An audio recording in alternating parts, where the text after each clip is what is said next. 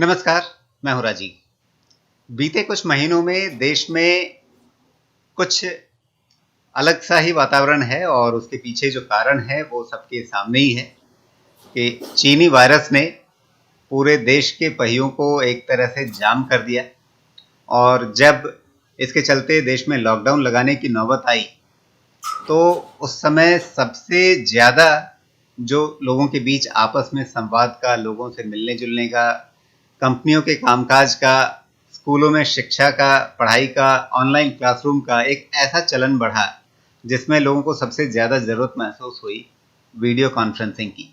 चाहे one two one meeting हो, एक दूसरे से बातचीत करनी हो, या फिर सेमिनार करना हो, क्लासरूम चलाना हो, या कंपनियों के लिए आपस में जो एक मीटिंग होती है जिसमें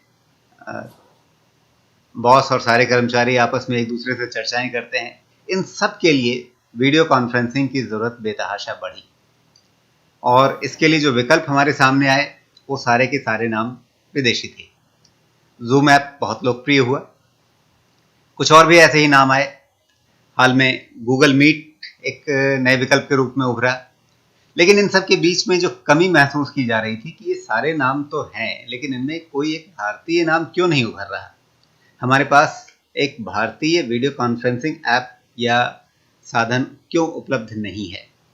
और वो भी तब जबकि इसी दौरान प्रधानमंत्री नरेंद्र मोदी ने आत्मनिर्भर भारत का नारा दिया, इस अभियान की शुरुआत की और उसका मूल मंत्र ही यही है कि भारत की उद्यमिता उन सभी जगहों पर उठ खड़ी हो जहां पर हमें किसी विदेशी चीज पर, विदेशी आयात पर, विदेशी सेवा पर, विदेशी वस्तु पर निर्भर रहना पड़ता है। तो फिर हम आपस में संवाद के साधन के लिए ही विदेशी साधनों पर क्यों निर्भर रहें। लेकिन हमारे पास कोई ऐसा ऐप नहीं था वीडियो कॉन्फ्रेंसिंग का जिस पर हम आपस में बात कर सकें और वो ऐप भारतीय हो। इस कमी को पूरा किया है अनुरंजन झा ने। अपने पुराने मित्र हैं और उद्यमिता उनके अंदर अक्सर उबाल मारती रहती है, तो इस बार उनकी उद्यमिता सामने आई है एक नए वीडियो कॉन्फ्रेंसिंग ऐप के रूप में, और ये ऐप है लॉक। अब ये लॉक नाम जो है वो भी अपने आप में दिलचस्प है क्योंकि ये बिल्कुल देशज शब्द है, एकदम उनकी अपनी मातृभाषा, उनकी अपनी बोली से निकला हुआ शब्द। लॉक का मतलब होता है देखना। तो लोग एक दूसरे को देख करके बात कर सकें, इसके लिए जो साधन उन्होंने विकसित किया, जो ऐप विकसित किया, या अभी कह लें कि इसके लिए वेबसाइट विकसित की, उसका नाम उन्होंने रखा लॉक.इन। तो अब इसकी खासियतें क्या हैं और आगे उनकी क्या योजनाएं हैं, और सिर्फ एक चीज़ को शुरू कर देना और उसे बहुत अच्छे तरीके से चला पाना और गूगल और जूम जैसे बड़े नामों के सामने मुकाबले में टिक पाना, ये सब कितना आसान होगा। तो चलिए सीधे बात करते हैं अनुरंजन झा से ही। अनुरंजन हमारे साथ जुड़े हैं और सबसे बड़ी बात, हम ये जो बातचीत कर रहे हैं वो लॉक के ऊपर ही कर रहे हैं। ये जो हमारी बातचीत अभी रिकॉर्ड हो रही है वो लॉक पर ही है। अनुरंजन, स्वागत है आपका। बहुत बहुत शुक्रिया राजीव जी। सबसे पहले जी एक चीज तो बताइए कि ये जो आपने विकसित करना शुरू किया, जी ये कोई मतलब ऐसा काम नहीं है कि आदमी सोचे और 2 दिन में कर ले। तो जी इसकी जो पृष्ठभूमि थी वो कहीं पहले से बन रही थी, या आप कहेंगे कि इसमें हम मतलब जब लॉकडाउन लगा, लोगों ने जूम और इन सब चीज़ों का खूब इस्तेमाल करना शुरू किया, तो हमने सोचा कि इसका एक भारतीय विकल्प देना है। नहीं, देखिए इसमें दो चीज़ें हैं। मैं जब ये लॉकडाउन शुरू हुआ और जब कोरोना का काल पूरा शुरू हुआ, तब इसकी पृष्ठभूमि बनी और बहुत जल्दी बन गई। मैं आपको बताऊं कि जब लॉकडाउन शुरू हुआ उसके पहले एक प्रोजेक्ट पे मैं अक्टूबर से सितंबर अक्टूबर से पिछले साल में काम कर रहा था। वो आप लोगों के सामने आया था। वो मैं, चूंकि मैं एक पत्रकार हूँ, और तो मेरी पत्रकारिता का प्रोजेक्ट था वो द वेब रेडियो के नाम से। तो उस पर हम लोग लगातार काम कर रहे थे। लेकिन अचानक इस बीच में ये हुआ कि लॉकडाउन हो गया और पूरी दुनिया एक तरीके से घरों में बंद हो गई। और जब घरों में बंद हुई तो उसके पहले सच पूछे तो मुझे भी बहुत सारे वीडियो कॉन्फ्रेंसिंग माध्यमों के बारे में उतनी जानकारियां नहीं थी जितनी होनी चाहिए कि इसका इस्तेमाल कैसे करते हैं, इसको कैसे हम दुनिया के सामने लेके आएंगे। तो अचानक से हमारे कुछ मित्र लोग हैं हमारे साथ जुड़े हुए, बहुत सारे ऐसे लोग हैं जो तकनीकी तौर पे बहुत विकसित लोग हैं और काफ़ी वीडियो कॉन्फ्रेंसिंग प्लेटफॉर्म के लिए, या आप कह सकते हैं कि वीडियो के टूल्स पे सालों से काम कर रहे हैं और बहुत शानदार लोग हैं। उन लोगों से मैंने एक दिन ऐसे ही फ़ोन पे चर्चा की। मैंने कहा कि मेरे मन में एक ऐसा प्लान आ रहा है कि क्या हम लोग ऐसा नहीं सोच सकते कि ऐसा कुछ करें? क्योंकि एक देसी माध्यम होना चाहिए। तो उन लोगों ने कहा कि सब लोग कॉल पे थे, और तो उन लोगों ने कहा कि सर बहुत अच्छी बात आप कह रहे हैं और हमें लगता है कि हमको इसको करना चाहिए। आप मुझे 1 दिन का वक़्त दीजिए ताकि हम लोग भी थोड़ा अपनी प्रॉपर R&D के बाद इस पे बैठें। और ये मैं आपको बता रहा हूँ, ये ठीक लॉकडाउन शुरू होने के अगले हफ्ते की कहानी है। फिर उसके बाद इस पे दिन-रात टीम ने काम करना शुरू किया, इस पे काम शुरू हो गया। फिर मैं अपने घर परिवार के लोगों से इस पे चर्चा करना शुरू किया, उस पे फिर बातचीत शुरू की हमने। कुछ मित्र ऐसे लोग थे जिनको हमने कहा कि आप लोग इस पे जुड़िए।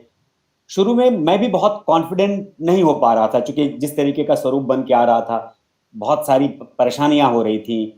क्योंकि एक प्लेटफ़ॉर्म को डेवलप करना और उसको पूरे भारतीय स्तर पे लेके जाना या दुनिया के स्तर पे लेके जाना बहुत आसान काम नहीं था। लेकिन मैं अपनी टीम और खासकर टीम लीडर वरुण गुप्ता का मैं बहुत शुक्रगुजार हूँ कि उन्होंने बहुत मेहनत करके, और आज तक मतलब अभी भी आज भी जब दिन में मैं बात कर रहा था तो परिस्थिति यही थी कि वो सुबह 9 बजे सोया, कि वो रात भर उसकी इसके अगले प्रोसेस में डेवलपमेंट्स में करते-करते। और पिछले दिनों लॉकडाउन में होने का एक लाभ ये हुआ राजीव जी कि हम लोग लगातार रात-रात भर काम करते रहे। दिन में भी काम कर रहे हैं, दिन में बाकी काम कर रहे हैं, और रात को हम लोग रात भर इस टेक्नोलॉजी पे काम कर रहे हैं, बहस कर रहे हैं, वीडियो कॉन्फ्रेंसिंग पे बात कर रहे हैं। और उसमें हमको ये चाहिए, तो ये कोडिंग चाहिए, तो ऐसे चाहिए, तो ये सारी चीज़ें चल रही हैं। तो मोर और लेस इसकी कोई पृष्ठभूमि पहले से तैयार नहीं थी, लेकिन ये पिछले 3-4 महीने के अंदर ही तैयार हुआ है, और इसी 3-4 महीने में हमने इसको तैयार किया है। हाँ, ये ज़रूर हुआ है कि 3-4 महीने में 1 साल का काम किया होगा या 2 साल का काम किया होगा, क्योंकि दिन-रात लोगों ने काम किया है। 1 मिनट भी, कभी एक टीम काम कर रही है, कभी दूसरी टीम काम कर रही है। तो इस तरीके से काम हुआ है, और उस काम का एक नतीजा ये निकला कि हम लोग चाहते थे इसको जुलाई में लेकर के आना, लेकिन थोड़ा और डिले हुआ। फिर चूँकि आप मैं एक तरीके से बहुत आस्तिक व्यक्ति हूँ, और भगवान में, ईश्वर में मेरी बहुत श्रद्धा है। मुझे लगा कि श्रावण की पूर्णिमा है और उस दिन कम से कम इस प्लेटफ़ॉर्म को लॉन्च तो हो जाना चाहिए, पब्लिक के डोमेन में पहुँच जाना चाहिए। क्योंकि आप जानते हैं तकनीक को, जितना आप भी जानते हैं राजीव जी, बहुत कम पत्रकार ऐसे हैं जो तकनीक को इतनी बेहतर तरीके से समझते हैं। तो मैं बताऊँ कि अब हमारे पास सवाल था कि हम इसको कैसे लॉन्च करें, तो हमने कहा कि इसका बीटा वर्ज़न लेके आते हैं, क्योंकि बीटा वर्ज़न जब बाज़ार में आएगा तो इसमें जो कुछ-कुछ प्रॉब्लम्स हो सकती हैं, जो अभी तक तो नहीं आ रही हैं, लेकिन मान लीजिए किसी को कोई प्रॉब्लम्स आती है, तो उसका भी निदान हम लोग कर सकते हैं। तो ये इस बीच का एक प्रोजेक्ट है, और हमें लगता है कि आत्मनिर्भर भारत जो आपने कहा, ये एक जब प्रधानमंत्री ने कहना शुरू किया तो हम लोगों का भी हौसला बढ़ना शुरू हुआ कि नहीं, इस पे कर सकते हैं। हालाँकि सरकार की नीतियों में बहुत सारी अ, बदलाव की ज़रूरत है, जहाँ से आत्मनिर्भर भारत वाले नए प्रोजेक्ट्स को लाभ मिल सके, उनको एक तरीके का सपोर्ट मिल सके, वो ज़रूरी है। लेकिन हमें लगता है कि ये बेहतर एक भविष्य की तरफ हमारा कदम है। आप देखिए, बाकी तो ईश्वर के हाथ में है, हम लोग मेहनत कर रहे हैं। जनरंजन, तो अभी तक अगर हम इसकी प्रगति की बात करें, अभी आपने जैसा बताया कि अभी सावन पूर्णिमा के दिन आपने इसे लॉन्च ही किया है, तो अभी तक कितने यूजर्स जुड़े हैं? अभी तक यदि आंकड़ों में बात करें, कितने सेशंस या कितने वीडियो कॉन्फ्रेंसिंग अभी तक कॉल इस पे हो चुकी है? कुछ आंकड़े साझा करिए जिससे पता चले कि हाँ, ये कितना आगे जी, बढ़ा जी। है। जी, मैं वो आंकड़े साझा करना चाहूँगा। पिछले 5 दिनों में अगर आप हम लोग देखें इसको, 3 तारीख को हमने लॉन्च किया, तो पहले दिन तकरीबन 10,000 लोग इस पे आए थे। इस पे लोगों का जो विज़िट था, 10,000 लोगों में से मुश्किल से 700 लोगों ने इस पे लॉगिन किया था, जो अपनी एक आईडी बना रहे थे। इसमें हमने अलग-अलग कैटेगरी रखी है, आपने साइट पे देखा होगा। फ्री, चूँकि ज़ाहिर-सी बात है कि बहुत सारी चीज़ें दुनिया की बड़ी-बड़ी कंपनियाँ बहुत कुछ हद तक फ्री देती हैं चीज़ों को, तो हमें भी कहीं न कहीं कॉम्पिटिशन्स में जाना है, तो हमको उनको चीज़ों को हैंडल करना है। तो हमने भी एक फ्री का पूरा एक सिस्टम रखा है, और बाकी कुछ पेड हैं। पेड यूज़र्स बहुत कम आए, लेकिन बहुत सारे लोगों ने लॉगिन किया और बहुत तादाद में बढ़ा। और आज की तारीख में हमें लगता है कि ये पिछले 5 दिनों में ये रेशियो बराबर बरकरार है। तो तकरीबन 60-65 हज़ार लोग इस पे विजिट कर चुके हैं। और अगर टोटल यूजर्स की बात करें तो यूजर्स, एक्टिव यूजर्स जो हमारे पास अभी हैं, इनका डेटा हमारे पास आ गया है, वो हमको लगता है कि तकरीबन 5,000 के आसपास इतने दिनों में होंगे। थोड़े बहुत ऊपर नीचे हो सकते हैं। तो ये डेटा अभी तक हमारे पास आया है। सेशंस की बात करें तो घंटों सेशंस चल रहे हैं। मतलब अभी जब मैं आपसे बात करना शुरू किया और उसके ठीक पहले करीब 24 सेशंस ऑनलाइन थे, जिसमें जयपुर से, बेंगलोर से, दिल्ली से, नोएडा से और कुछ दुबई में कुछ सेशंस चल रहे थे। तो ये लोग ऑनलाइन थे, ये अभी सेशंस चल रहे थे। तो अब भी हमें लगता है कि, और हमने प्रचार माध्यम पे भी, आप जैसा जानते हैं कि हम लोगों ने कोई वैसा खर्च नहीं किया है। ये सब माउथ पब्लिसिटी की वजह से और अपने दोस्त यारों के सहयोग की वजह से ये है कि लोग इसको जानने लगे। तो हमारा ये उद्देश्य भी है कि अगर हम देसी चीज लेकर आए हैं, ये हमने टैगलाइन भी दिया है कि इंडिया का अपना अपनों के लिए। तो अगर हम उस तरीके से हैं तो ये इंडिया के अपनों की जिम्मेदारी होती है कि इसको माउथ पब्लिसिटी से घर घर पहुंचाएं, लोगों तक पहुंचाएं। तो अभी के एक हफ्ते का अगर रिकॉर्ड आप देखें तो मैं काफी, मतलब मोर देन सेटिस्फैक्ट्री है जो शुरुआत की है कि बिना किसी मेहनत के, मतलब पब्लिसिटी की मेहनत के, और हम इतने लोग हमारे पास आ रहे हैं। जी, लेकिन आगे का जो रास्ता है, यदि हम उसको देखें तो शायद अभी बहुत लंबा सफर बाकी है। अभी ये बिल्कुल शुरुआत ही है। निश्चित रूप से जो आपने आंकड़े बताए शुरुआत के लिहाज से अच्छे हैं और उत्साहजनक हैं, लेकिन इसके आगे असली चुनौती शुरू होती है मनोरंजन जी के जब इस्तेमाल काफ़ी बढ़ता है। तब चूंकि हम जानते हैं कि वीडियो कॉन्फ्रेंसिंग बहुत ही डेटा इंटेंसिव एप्लीकेशन है। सबसे ज़्यादा डेटा की खपत वीडियो कॉन्फ्रेंसिंग जैसे काम में होती है या गेमिंग में होती है। जब आप गेमिंग की लाइव स्ट्रीमिंग करते हैं, लाइव स्ट्रीमिंग दरअसल सबसे ज़्यादा डेटा खपत वाली चीज़ है। तो आगे चल कर के जैसे ही इसका इस्तेमाल बढ़ना शुरू होगा, यूजर्स जो हैं अभी, जो आप सैकड़ों में बता रहे हैं, वो हज़ारों में होंगे, उससे आगे लाखों में होंगे। तो फिर वहाँ जाकर के जो चुनौतियाँ शुरू होंगी कि उतनी बड़ी संख्या में भी, उतने बड़े स्केल पे भी यूजर्स को एक अच्छा एक्सपीरियंस मिले, उन्हें कोई शिकायत ना हो कि कॉल ड्रॉप हो रही है या बफरिंग हो रही है, इस तरह की चीज़ें ना हो, उसके लिए किस तरह की तैयारी आप अभी कर रहे हैं? देखिए, टेक्नोलॉजिकली मैं आपको एक चीज़ बहुत, अपने दर्शकों को आपके माध्यम से, मैं जितने भी लोग जुड़ेंगे इससे, मैं उन सबको बहुत संतुष्ट करना चाहता हूँ कि तकनीक के तौर पे, स्तर पे अगर आप देखेंगे तो कोई प्रॉब्लम नहीं आने वाली है।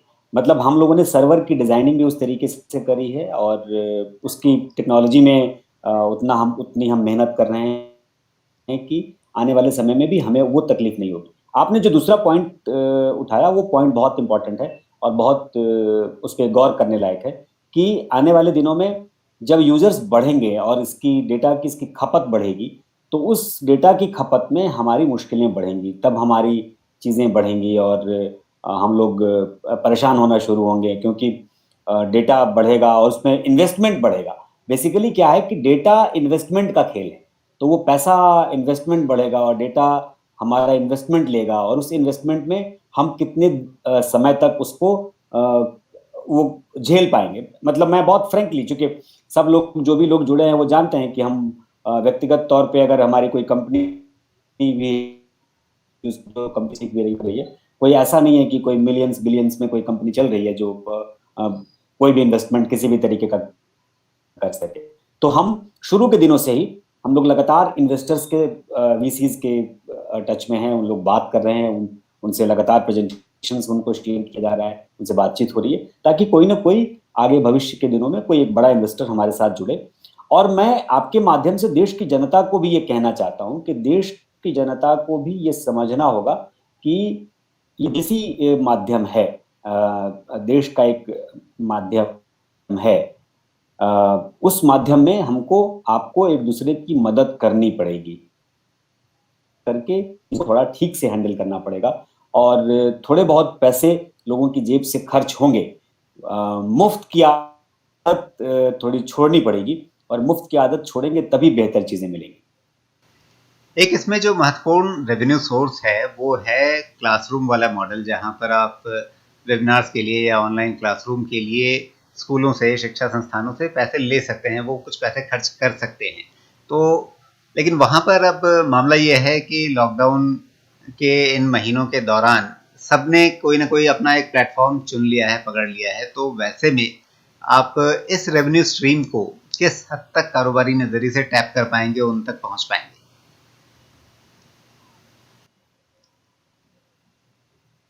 देखिए, इसमें क्या है कि इसमें एक बहुत बड़ा रोल सरकार का होगा। अगर सरकार, चाहे वो राज्य की सरकारें हों या केंद्र की सरकार, अगर ये दोनों सरकारें ये कहती हैं कि आत्मनिर्भर भारत की तरफ आप कदम बढ़ाइए, तो आत्मनिर्भर भारत के तहत होने वाले काम को भी मदद करना ये सरकार की जिम्मेदारी बनती है।